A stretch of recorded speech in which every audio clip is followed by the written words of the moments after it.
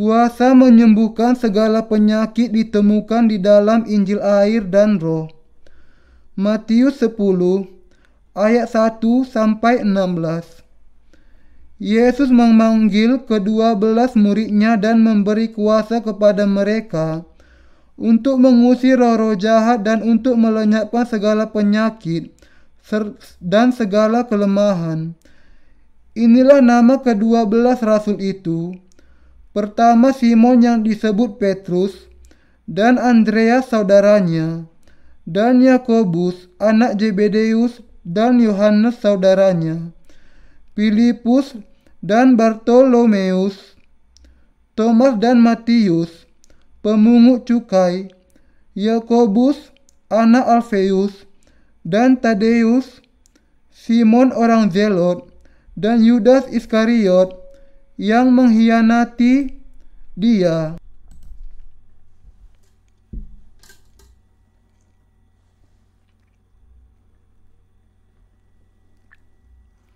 Ke-12 murid itu diutus oleh Yesus dan ia berpesan kepada mereka, "Janganlah kamu menyimpang ke jalan bangsa lain atau masuk ke dalam kota orang Samaria, melainkan pergilah kepada domba-domba yang hilang dari umat Israel. Pergilah dan beritakanlah kerajaan surga sudah dekat. Sembuhkanlah orang sakit, bangkitkanlah orang mati, tahirkanlah orang kusta, usirlah setan-setan. Kamu telah memperolehnya dengan cuma-cuma.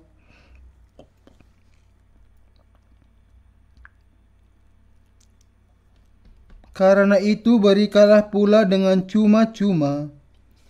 Janganlah kamu membawa emas atau perak atau tembaga dalam ikat pinggangmu. Janganlah kamu membawa bekal dalam perjalanan. Janganlah kamu membawa baju dan 2 helai, kasut atau tongkat, sebab seorang pekerja patut mendapat upahnya.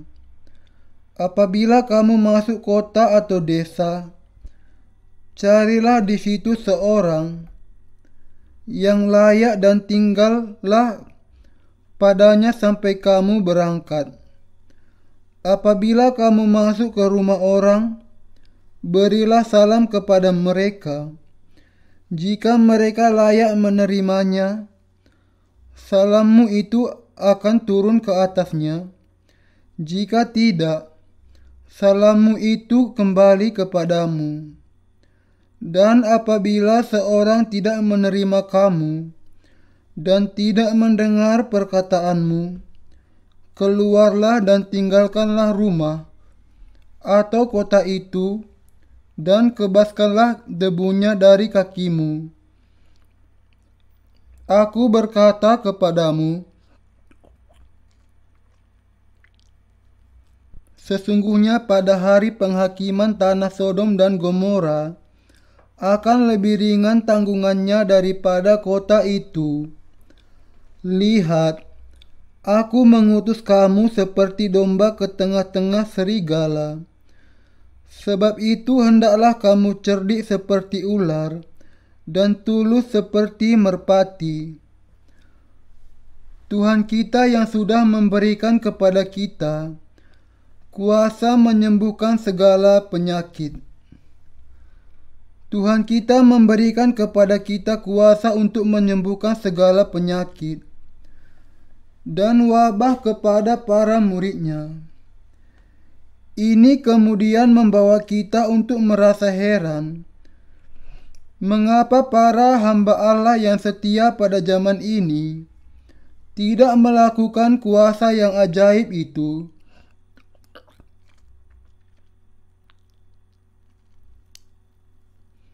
Bukan hanya kepada para murid di zaman gereja mula-mula saja Tuhan memberikan kemampuan yang demikian. Kalau Allah kita adalah Allah kebenaran, semua kemampuan itu harus dinyatakan juga di antara para hambanya pada zaman ini juga. Adalah sepenuhnya benar, tentu saja, bahwa pada masa para rasul, karunia demikian hanya dimiliki oleh mereka yang bergabung menjadi murid Yesus.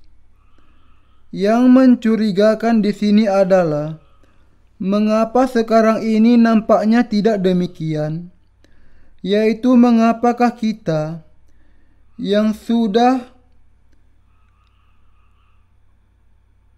nampaknya hari ini tidak memiliki kuasa dengan kebenaran Injil air dan Roh. Marilah kita melihat penjelasan mengenai hal ini. Saya akan mendaftarkan terlebih dahulu pertanyaan-pertanyaan kunci yang mendorong penyelidikan kita.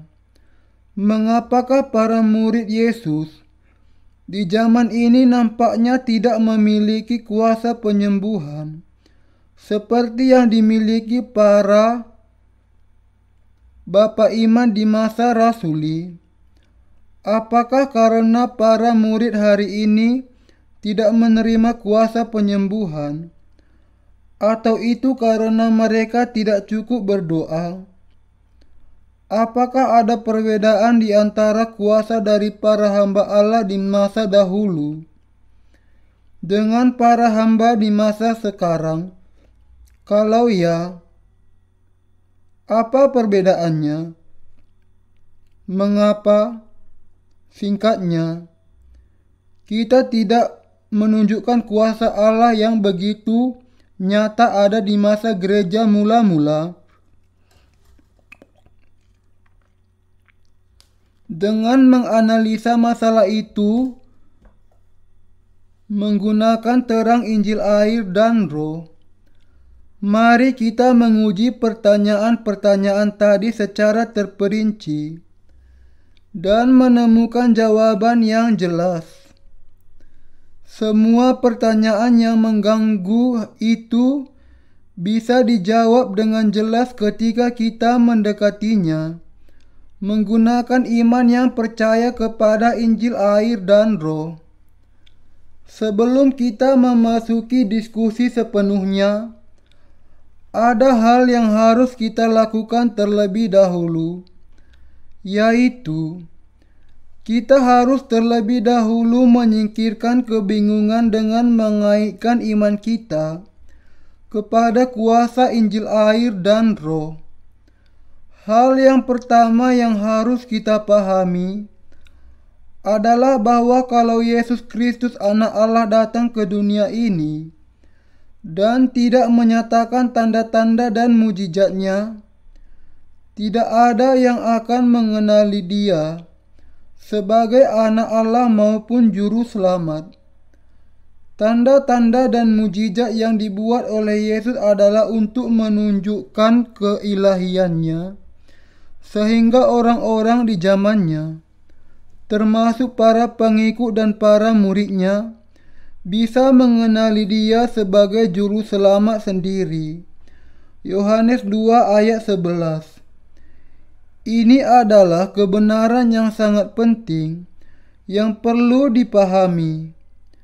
Kalau Yesus tidak menunjukkan tanda-tanda dan mujizat itu, bahkan para muridnya sendiri di zaman para rasul akan merasa sulit untuk percaya kepadanya sebagai Anak Allah dan Juru Selamat. Lalu bagaimana dengan kuasa para murid?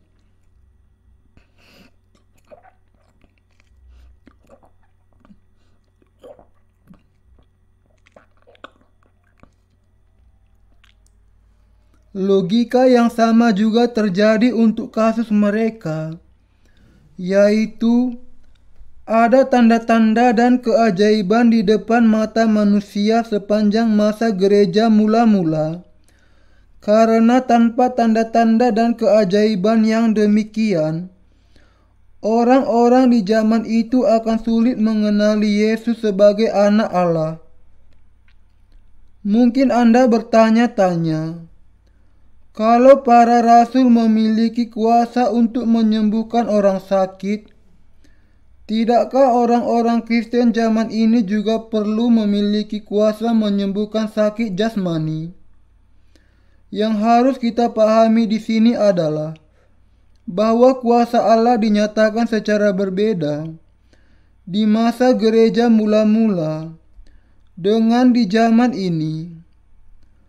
Hal itu diberikan dengan kata lain dalam bentuk yang berbeda antara yang diberikan kepada murid-murid Yesus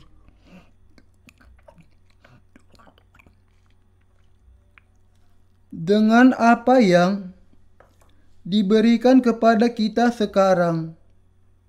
Sebagaimana disebutkan, mujizat-mujizat diadakan pada masa gereja mula-mula sebagai tanda bagi orang-orang di zaman itu untuk melihat kuasa Injil air dan Roh dan mempercayainya.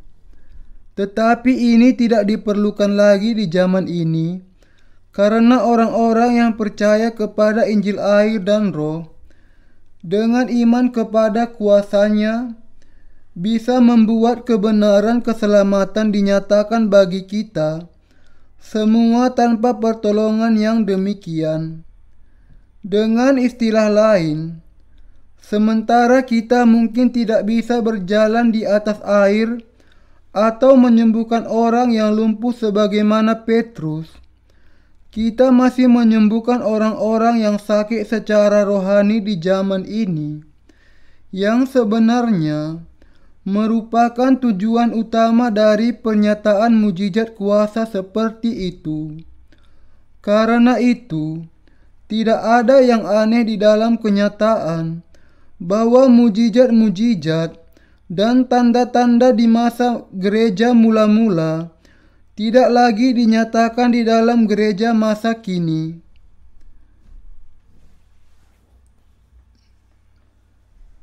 Kunci dari jawaban atas pertanyaan ini, dengan kata lain, adalah pemahaman bahwa melalui kuasa orang-orang yang percaya kepada Injil air dan Roh saja, Allah bekerja menyembuhkan sakit jasmani ini. Bagi manusia iman zaman ini yang percaya kepada kuasa Injil air dan Roh, Allah sudah memberikan kepada mereka kuasa untuk menyembuhkan penyakit dosa dengan memberikan kepada kita iman kepada Injil yang benar ini. Tuhan sudah memampukan kita untuk menyembuhkan penyakit dosa. Kita harus memahami bahwa kuasa kesembuhan fisik bukanlah satu-satunya cara yang dipakai oleh para murid Yesus untuk menyatakan iman mereka di masa gereja mula-mula. Namun, kita harus memahami bahwa mujizat kesembuhan dari para rasul itu ditunjukkan untuk memberitakan Injil pengampunan dosa. Kisah Para Rasul 2 ayat 6, 38 ayat 3-19. Kita perlu memahami bahwa sampai saat ini, bahkan di zaman ini juga, Tuhan kita sudah memberikan kuasa kepada kita untuk menyembuhkan orang-orang lain dari sakit dosa-dosa mereka, untuk menyatakan mujizat dan menunjukkan kuasanya. Semuanya melalui Injil air dan Roh. Tuhan kita yang sudah memberikan kepada kita kemampuan dan adalah kebenaran Injil air dan Roh yang membuat kuasanya berdiam di dalam kita. Dalam Matius 10 ayat 7, Tuhan kita mengatakan, "Pergilah, beritakanlah, dan beritakanlah, kerajaan surga sudah dekat." Kita perlu memahami di sini bahwa kerajaan surga sudah datang ke dalam hati orang-orang yang percaya kepada Injil air dan Roh, dan bahwa dengan iman ini kita harus memberitakan Injil air dan Roh. Kerajaan Allah menjadi nyata di dunia ini ketika orang-orang yang sakit dosa disembuhkan melalui kuasa iman kepada Injil air dan Roh. Karena itu, kita, para penginjil zaman ini, juga harus memberitakan bahwa kerajaan Allah sudah dekat, memberitakan kuasa Injil air dan Roh ini kepada jiwa-jiwa yang terhilang, sebagaimana para murid Yesus menyembuhkan semua penyakit jasmani dan memberitakan Injil kerajaan di masa gereja mula-mula. Sekarang kita juga harus menyembuhkan mereka semua yang menderita karena sakit rohani berupa dosa-dosa dengan iman kita kepada kuasa Injil air dan Roh.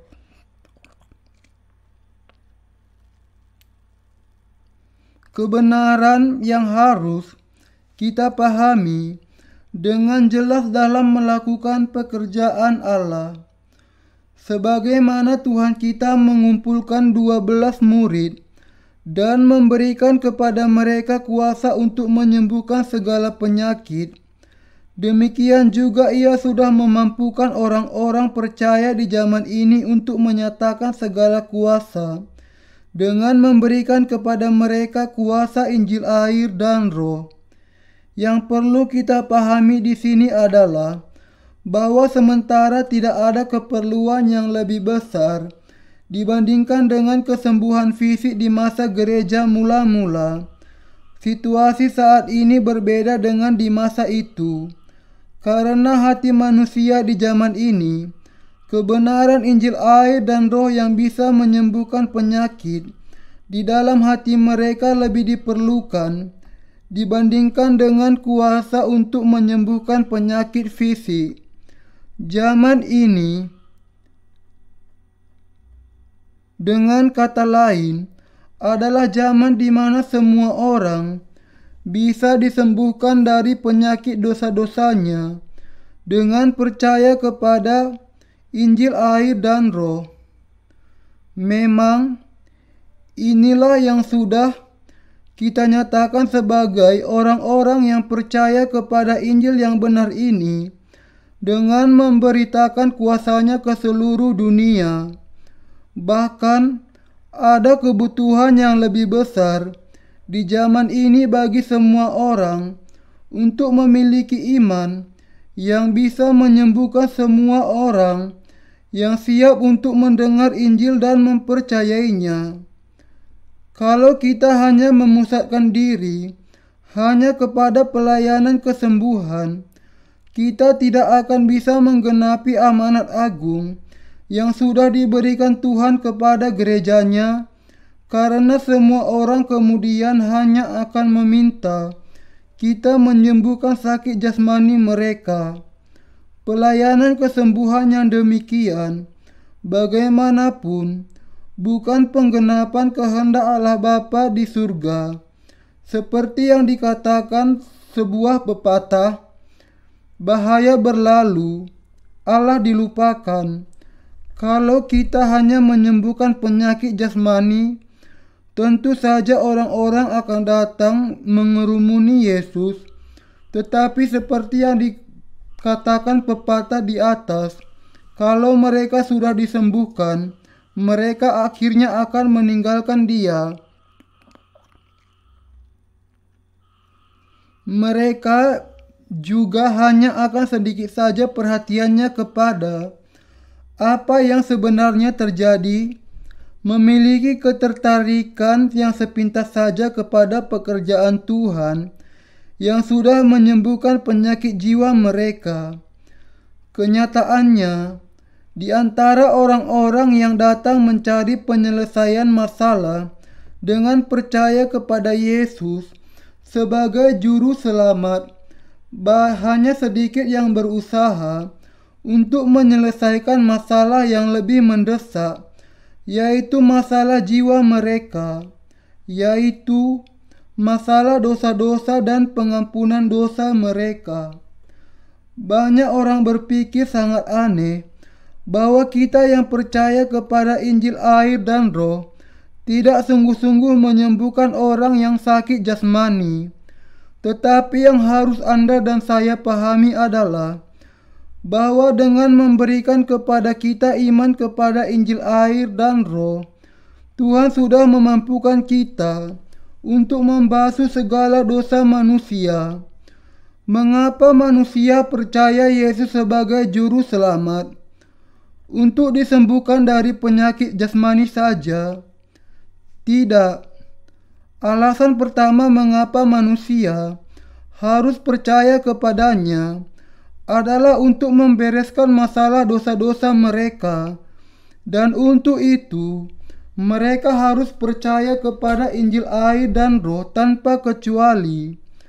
Mereka harus menempatkan kepentingan yang jauh lebih besar kepada tugas menyelesaikan masalah dosa di dalam hati mereka dibandingkan dengan menyelesaikan masalah sakit jasmani mereka. Tuhan mengatakan agar kita bersukacita senantiasa. Ketika Ia mengatakan demikian, yang dimaksudkannya adalah agar kita senantiasa bersukacita untuk pengampunan dosa yang diterima jiwa kita. Kita perlu memahami bahwa di zaman dan masa ini, Allah memampukan mereka yang percaya kepada kuasa Injil air dan Roh yang diberikan Allah untuk membasuhkan kelemahan orang-orang berdosa dan melakukan kehendak-Nya. Yesus sudah memberikan panggilan ini kepada kita yang percaya kepada kuasa Injil air dan Roh. Sementara kuasa kesembuhan dari para rasul dinyatakan dalam tubuh orang-orang yang sakit pada masa gereja mula-mula. Di zaman ini, kuasa ini dinyatakan di dalam Injil air dan Roh yang menyembuhkan kesakitan dosa bagi semua jiwa. Jadi perbedaan antara masa gereja mula-mula dengan masa sekarang adalah bahwa sekarang bukan banyaknya penyakit tubuh yang disembuhkan, tetapi penyakit bagi jiwa. Meski demikian, kita masih berbicara mengenai kuasa yang sama di sini. Di zaman ini, kuasa Allah dinyatakan melalui tubuh jasmani manusia, tetapi zaman ini, bagi mereka yang percaya kepada Injil air dan Roh, kuasa itu dinyatakan sebagai pengampunan dosa. Pada masa gereja mula-mula, untuk menunjukkan bahwa Yesus Kristus memang anak Allah, sangat diperlukan bagi para rasul untuk menunjukkan kuasa sedemikian, sehingga orang-orang bisa sungguh-sungguh menyaksikannya dengan mata mereka sendiri.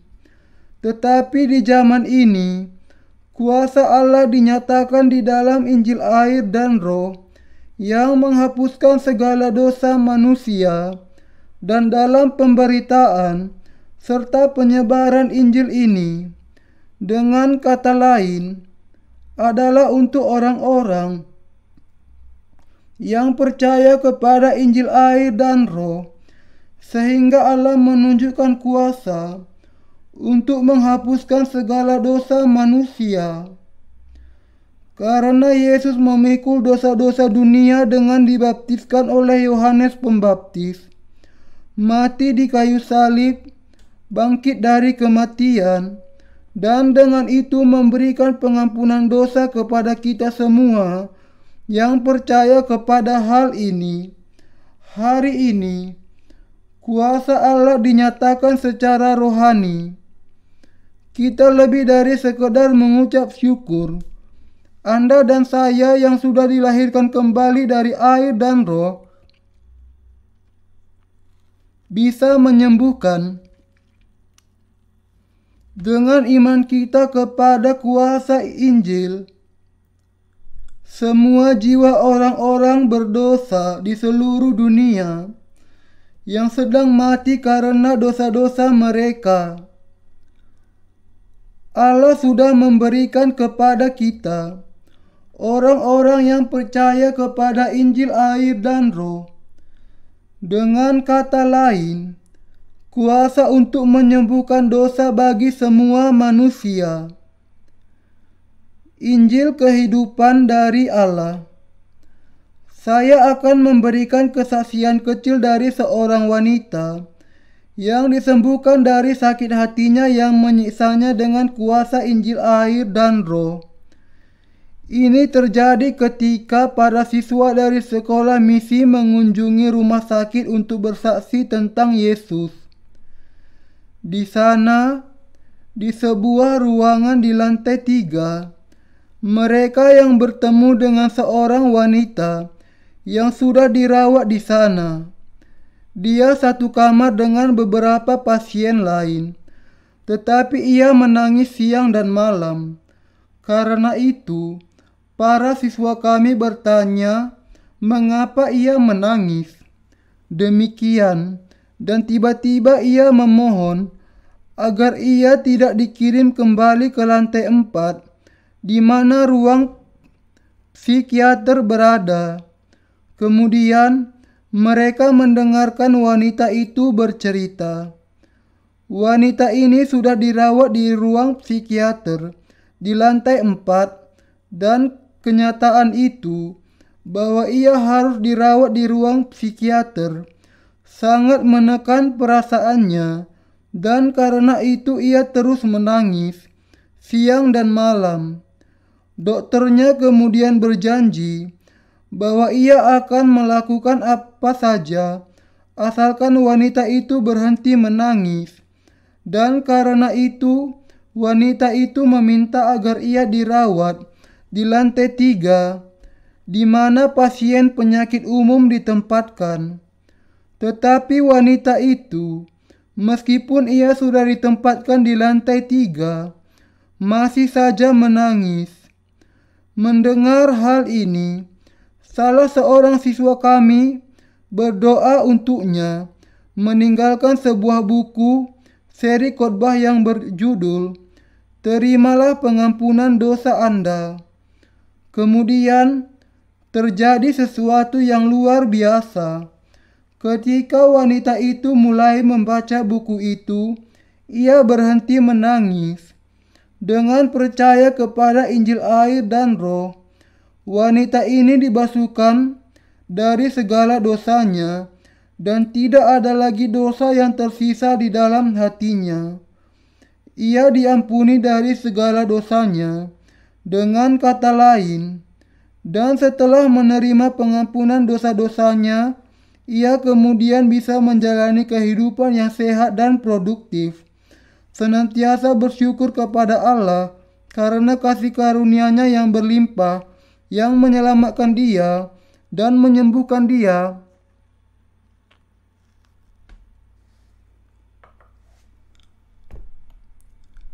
Pertama-tama dari dosanya, dan kemudian dari penyakitnya. Inilah sebenarnya adalah penggenapan dari Mazmur 10 ayat 2-3 ke atas dirinya. Pujilah Tuhan, hai jiwaku, dan janganlah lupakan segala kebaikannya. Dia yang mengampuni segala kesalahanmu, yang menyembuhkan segala penyakitmu. Sebagaimana yang digambarkan di dalam kisah ini, zaman ini adalah zaman kasih karunia, ketika semua orang bisa dibasuhkan dari segala dosa mereka dengan mendengar dan percaya kepada kuasa Injil air dan Roh. Kita perlu memahami di sini bahwa kalau kita tidak bisa membasuhkan segala dosa kita dengan tidak mau mengakui kuasa Injil air ini dan mempercayainya, kita akan kehilangan kesempatan yang terpenting, satu-satunya untuk diampuni dari segala dosa kita. Namun, di antara orang-orang Kristen zaman ini, ada beberapa yang hanya berusaha untuk menyembuhkan sakit jasmani saja. Mereka perlu memahami bahwa yang mereka lakukan itu bertolak belakang dengan kehendak Allah.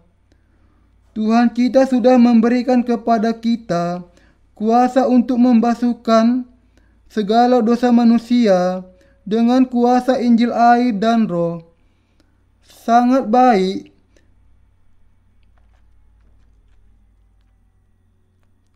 memang kalau kita bisa menyembuhkan baik penyakit jasmani maupun penyakit rohani juga. Tetapi karena memang itu jauh melampaui kemampuan kita untuk melakukan yang pertama di zaman ini,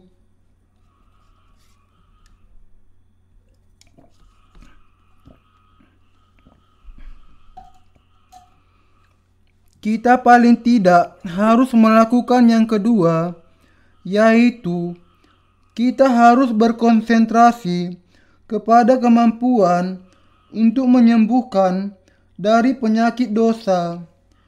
Ini caranya kita melakukan kehendak Allah.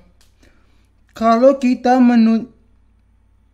bisa menunjukkan kuasa yang supernatural dari Allah dan menyembuhkan orang dari penyakit jasmani mereka, kita pasti akan bisa menarik banyak sekali orang untuk datang ke kumpulan kita. Tetapi kita harus memahami bahwa ini tidak menolong sama sekali kalau kita mau berbicara mengenai mentaati kehendak Allah yang sekarang ini juga sudah senantiasa membasuhkan segala dosa manusia. Alasan mengapa Tuhan kita sudah memberikan kuasa untuk melakukan mujizat dan tanda-tanda kepada para muridnya dan orang-orang kudus pada masa gereja mula-mula adalah agar dengan melihat semua mujizat dan tanda-tanda itu, banyak orang akan percaya kepada Yesus sebagai anak Allah dan juru selamat. Tujuan yang penting yang sebenarnya di balik semua mujizat itu bisa dikatakan yaitu agar semua orang berdosa percaya kepada Injil air dan Roh, dan dengan itu dibasuhkan dari segala dosa mereka dan menjadi anak-anak Allah. Di zaman ini, keahlian medis sudah sangat berkembang dan maju, karena Allah sudah memberikan fasilitas medis yang sangat maju itu sehingga mereka bisa merawat dan menyembuhkan penyakit jasmani mereka. Kita perlu membiarkan para ahli medis dan para profesional untuk mengurus sakit jasmani yang demikian. Karena itu, tugas kita sebagai orang-orang Kristen di zaman dan masa ini bukanlah untuk memberikan kesembuhan jasmani, tetapi untuk menyembuhkan penyakit jiwa, dan untuk hal inilah kita harus memusatkan usaha kita. Dengan istilah lain, kita harus memberitakan Injil air dan Roh yang mengandung kebenaran Allah. Kalau orang-orang yang ada di zaman ini miskin di dalam roh, yang lapar akan pengampunan dosa yang sebenarnya, dan yang mencari Allah agar bisa mengenakan kuasa Injil air dan Roh, Allah pasti akan memampukan setiap jiwa untuk mengenal kuasa Injil air dan Roh, percaya kepadanya, dan dengan itu disembuhkan dari segala penyakit mereka. Tetapi kalau manusia hanya ingin disembuhkan dari penyakit jasmani mereka saja, maka pada akhirnya kuasa Injil air dan Roh tidak akan bisa mereka jangkau. Kalau Anda dan saya menolak untuk percaya kepada Injil air dan Roh sampai akhir, kita tidak akan bisa membasuhkan dosa-dosa manusia. Barang siapa yang melakukan hal yang demikian sungguh-sungguh melakukan dosa penghujatan. Bahkan meskipun banyak orang Kristen dengan keras mengatakan bahwa mereka percaya kepada Yesus sebagai juru selamat mereka, banyak yang tidak mencari Injil pembasuhan dosa, tetapi hanya hawa nafsu pribadi mereka saja dan terjebak oleh iblis, serta akhirnya dimangsa olehnya. Meskipun mereka mengaku percaya kepada Yesus sebagai juru selamat, semua iman mereka sia-sia karena mereka sepenuhnya salah memahami kehendak Allah. Matius 7 ayat 21 sampai 23. Inilah sebabnya hanya sekali orang Kristen di zaman ini, karena salah paham akan kehendak Allah, mengejar dengan sangat akan kuasa kesembuhan, mencari tanda-tanda dan mujizat. Tetapi di hadapan Allah, iman yang demikian itu sia-sia dan sepenuhnya tidak berguna. Jenis iman yang demikian bisa ditemukan di agama dunia yang manapun. Mereka yang imannya sungguh-sungguh benar di hadapan Allah bisa mengalahkan pekerjaan iblis dengan percaya kepada kuasa kebenaran, Injil air dan roh, dan membasuhkan dosa-dosa manusia dengan firman kebenaran. Tetapi kalau mereka hanya memusatkan usaha mereka untuk menyembuhkan jasmani saja, apa gunanya hal ini bagi jiwa mereka dan jiwa orang-orang lain? Ini sama sekali tidak membawa keuntungan apapun. Namun, yang sangat penting adalah agar mereka menyembuhkan sakit di dalam hati mereka, menolong orang-orang lain sehingga mereka juga bisa menerima Injil air dan roh ke dalam hati mereka dan dibebaskan oleh Allah dari segala dosa mereka. Lebih dari yang kita sadari, iblis mendustai banyak orang dengan sungguh-sungguh memberikan kuasa untuk menyembuhkan penyakit jasmani kepada mereka yang tidak mengenal kuasa Injil air dan roh. 2 Tesalonika 2 ayat 9-10 menjelaskan bahwa iblis mendustai banyak orang dengan mujizat dan tanda-tanda palsu.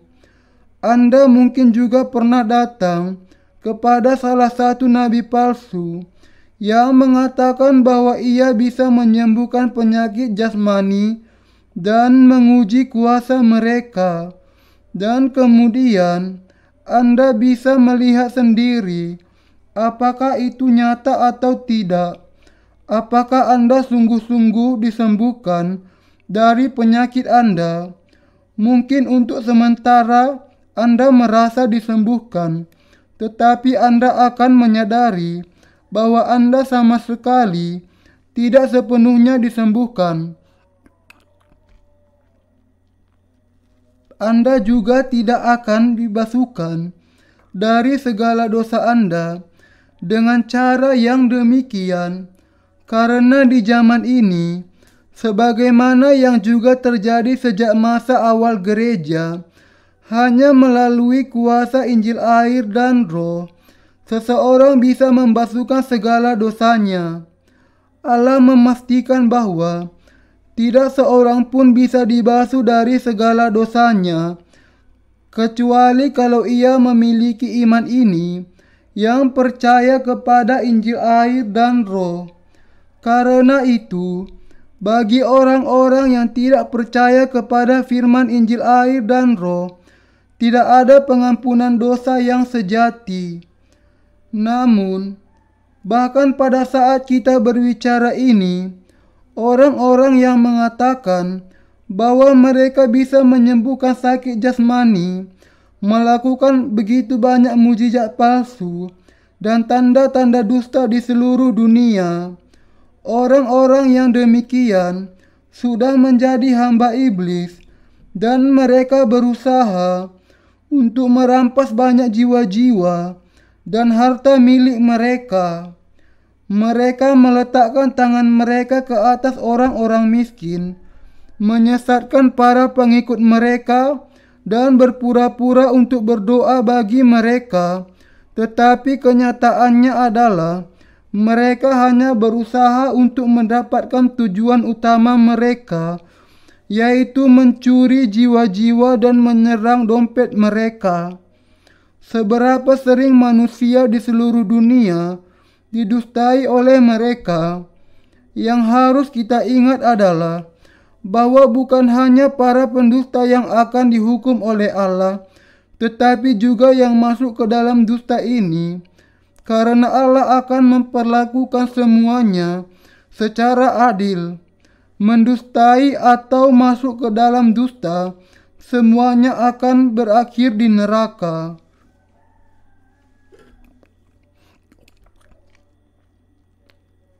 Para hamba iblis.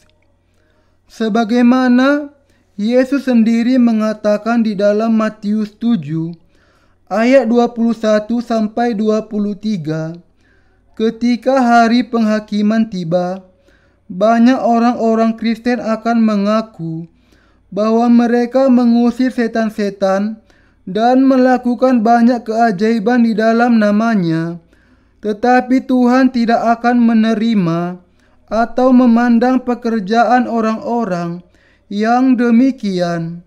Sebaliknya, Ia mengatakan bahwa Ia akan menegur mereka dan membuang mereka karena mereka adalah pelaku kejahatan.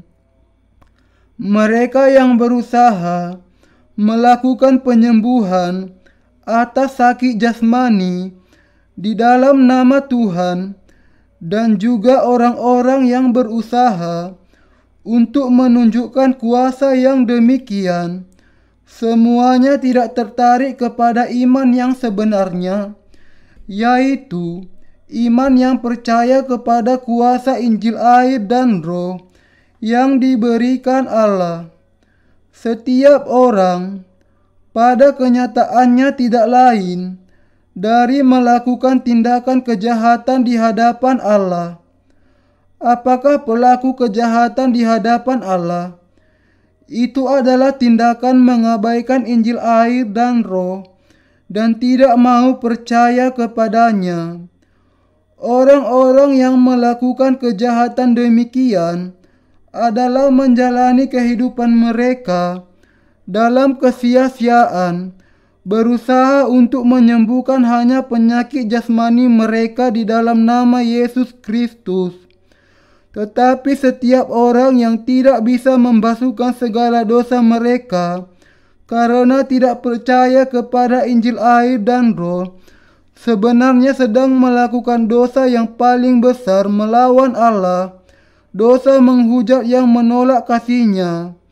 Yang harus kita lakukan sebaliknya adalah memuliakan Allah, dan kita bisa melakukan hal itu hanya dengan percaya kepada Injil air dan Roh, dan dengan itu untuk selamanya dibasuhkan dari segala dosa, sekali untuk selamanya, dan menjadi anak-anak Allah.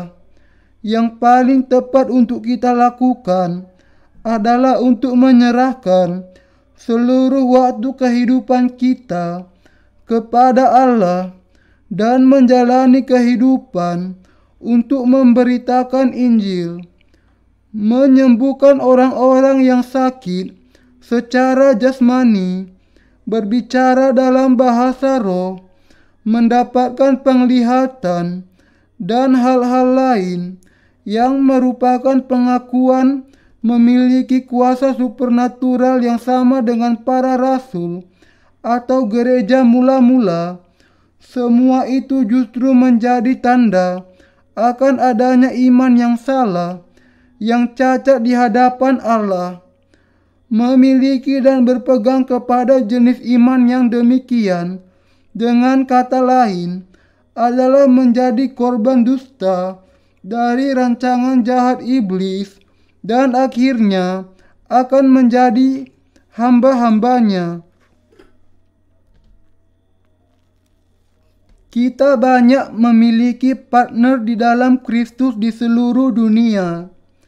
Salah satu dari mereka mengatakan bahwa baru-baru ini pendeta di gerejanya berusaha untuk mengajar jemaat untuk berbicara dalam bahasa roh, menyuruh mereka untuk mengikuti perintahnya dan meniru dia. Jadi, orang itu tidak bisa tetap ada di dalam gereja yang demikian dan tidak bisa tidak keluar dari sana. Karena ia sudah membaca buku-buku kami dan ia sudah tahu bahwa iman jenis yang demikian hanyalah berusaha untuk mencari bahasa roh yang pura-pura dan kesembuhan jasmani saja. Itu merupakan kesalahan. Ia melakukan hal yang benar karena memang sangat berbahaya bagi orang-orang Kristen kalau hanya mencari kuasa yang supernatural. Demikian saja. Tujuan dari iman Kristen kita bukanlah untuk berbicara dalam bahasa roh dan bukan untuk menyembuhkan sakit jasmani kita atau mendapatkan penglihatan dan mendengar suara Allah di dalam mimpi, tetapi untuk membasuhkan segala dosa kita dan mendapatkan keselamatan kita. Ketika kita membawa kesaksian kepada banyak orang mengenai Injil air dan roh, kita sering bertemu dengan orang-orang yang dikuasai oleh roh jahat. Orang-orang yang demikian memang kemudian menolak kuasa Injil air dan roh dan tidak mau mempercayainya.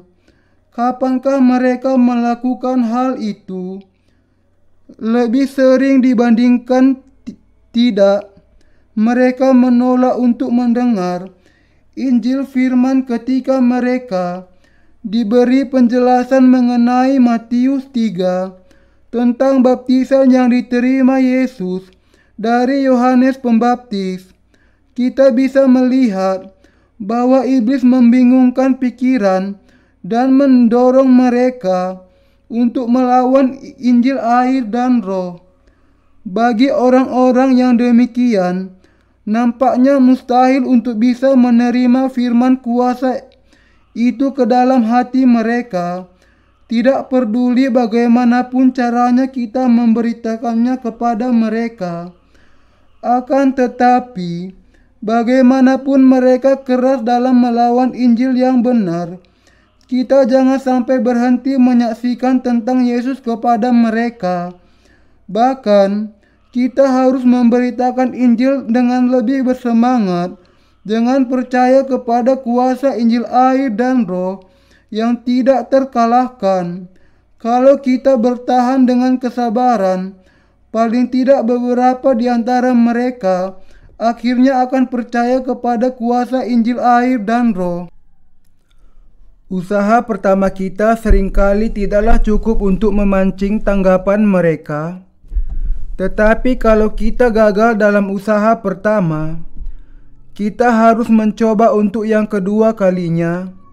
Dan kalau gagal yang kedua kalinya, kita harus mencoba untuk yang ketiga kalinya. Demikian seterusnya sampai mereka akhirnya bisa percaya kepada Injil yang benar. Sekali seseorang memahami kuasa Injil ini, iblis tidak bisa lagi menguasai dia, dan kemudian ia akan dilahirkan kembali. Iblis menolak untuk melepaskannya, karena ia tidak bisa bersama-sama dengan orang-orang yang percaya kepada kuasa Injil air dan roh. Jadi ketika para pekabar Injil air dan roh melawan iblis di dalam nama Yesus Kristus dan terus memberitakan Injil, iblis akan lari dan jiwa-jiwa akan dibasuhkan dari segala dosa mereka. Jadi selama manusia memahami dan percaya kepada kuasa Injil air dan Roh, sejak saat itulah iblis akan kehilangan segala kekuatannya. Tetapi kalau mereka tidak mau menerima Injil Allah sampai kesudahannya, maka akhirnya mereka tidak bisa lepas dari jebakan iblis. Juga mereka yang sama sekali tidak tertarik untuk diampuni dari segala dosa mereka, akhirnya akan menolak untuk menerima pengampunan dosa yang diberikan Tuhan secara cuma-cuma kepada mereka. Kadangkala nampaknya ada orang-orang yang disembuhkan melalui iman karismatik mereka, tetapi kemudian terikat dalam keadaan yang lebih serius di kemudian hari. Alkitab mengatakan, apabila roh jahat keluar dari manusia, ia pun mengembara ke tempat-tempat yang tandus mencari perhentian, dan karena ia tidak mendapatnya, ia berkata, "Aku akan kembali ke rumah yang telah kutinggalkan itu." Maka pergilah ia dan mendapati rumah itu bersih, tersapu dan rapi teratur.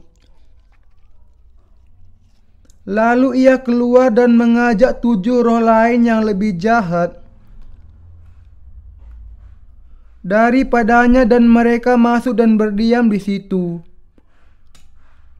Maka akhirnya keadaan orang itu lebih buruk daripada keadaannya semula.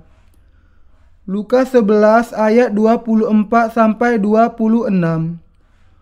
Orang-orang yang demikian adalah jiwa-jiwa yang patut dikasihani yang diperbudak di bawah kuk iblis. Akan tetapi, meski demikian, mereka mentertawakan orang-orang yang mendengar firman Injil air dan Roh dan mempercayainya.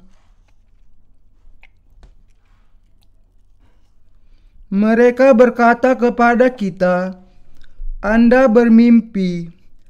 Apakah Anda pikir saya akan mendengarkan apa yang Anda katakan? Anda adalah orang-orang yang bodoh." Ini karena di dalam hati orang-orang itu belum menerima pengampunan dosa mereka,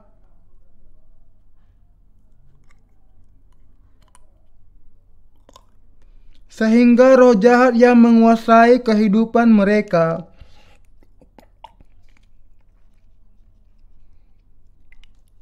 Saudara seiman Kristen, kalau Anda ingin dibasuh dari segala dosa Anda oleh Allah, kemudian Anda harus percaya kepada firman Injil air dan Roh.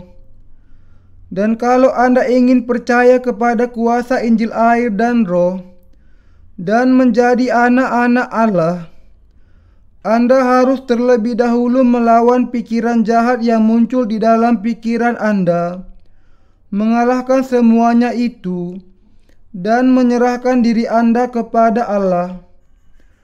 Anda harus memerangi peperangan rohani Anda sendiri. Peperangan ini tidak dilakukan oleh siapapun kecuali Anda sendiri. Berperanglah melawan roh jahat di dalam diri Anda. Hanya dengan itu Anda bisa menghindar dari menjadi hamba iblis, bebas dari jebakannya, dan menjadi umat Allah. Tetapi orang-orang yang ditangkap oleh iblis tidak berperang melawan pikiran jahat mereka dan menyerahkan diri kepada Allah. Karena itu, mereka mungkin tidak sungguh-sungguh melawan Allah, tetapi karena pengaruh rancangan iblis, hati mereka mengeras terhadap Allah, menolak firman-Nya dan melawan Dia. Dengan alasan ini, kita harus mengalahkan pikiran jahat yang berasal dari iblis dan mentaati kebenaran Injil air dan Roh yang tidak lain adalah kehendak Allah sendiri. Di dalam hati mereka yang sudah menerima pengampunan dosa, ada Roh Kudus di sana. Tetapi di hati orang-orang yang tidak demikian, hanya ada dosa melawan Allah. Jadi apakah seseorang dikuasai oleh iblis atau tidak sepenuhnya tergantung kepada apakah ia percaya kepada Injil air dan Roh atau tidak. Inilah sebabnya ketika Tuhan kita berbicara mengenai 8 ucapan bahagia, Ia berbicara mengenai mereka yang berduka. Berbahagialah orang yang berduka cita, karena mereka akan dihiburkan. Kita harus berduka atas ketidaktaatan kita kepada kehendak Allah dan kegagalan kita kepada kehendak Allah itu.